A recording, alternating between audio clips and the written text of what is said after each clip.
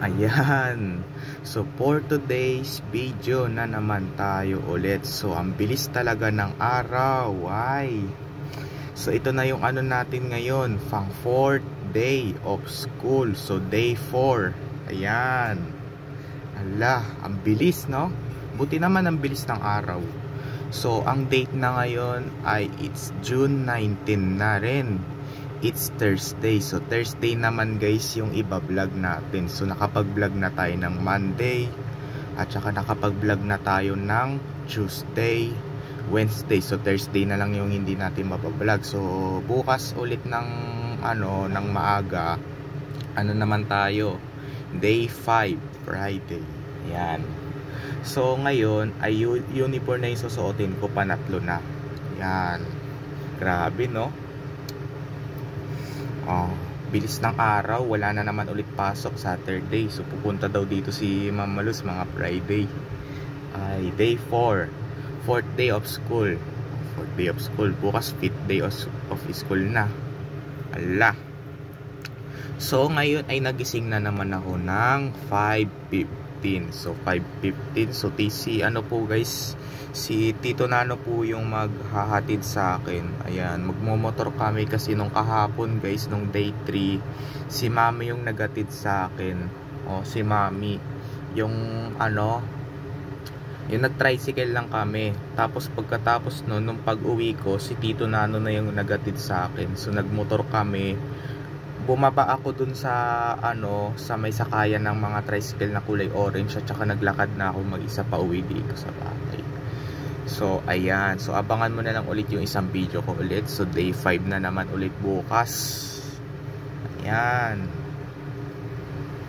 Ayan, so medyo sinabi ko na sa inyo yung kung ano yung ginawa ko kahapon sa school, kasi merong nakababa dun ang baba.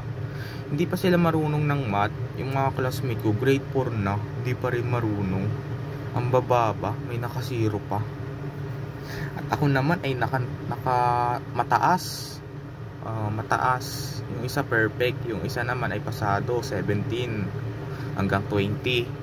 Tapos yung isa naman 15 hanggang 15 din, ibig sabihin perfect. So hindi namin naabot yung 20 kasi yun lang naman yung namin Yan. So ngayon ay ito na guys, pang 4th day na.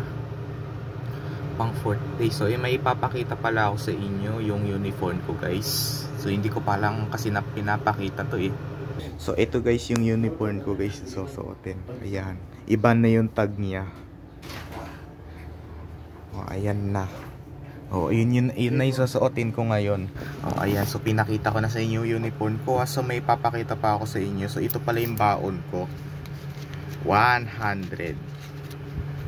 Yan, so madami akong pera kasi ito yung pinag-ipunan ko na day 1 hanggang day 4. So ito na, dagdag pa sa akin.